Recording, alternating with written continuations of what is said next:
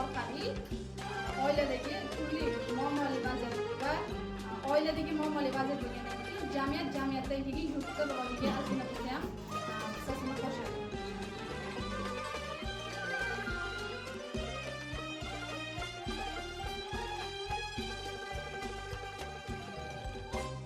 Dunyoda vatandan azizroq ne bor? Ne mavjud vatandan go'zal ulug'vor?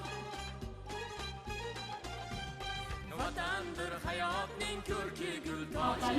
O'zbekiston kitobxonlar yurti shiorasida katta tadbirlar bo'lib o'tyapti. Bugun mana Xudo xohlasa yopilish yakuniy qismi tugab degani emas, bu davomiy bo'ladi. Asrangiz kelajak taqdiri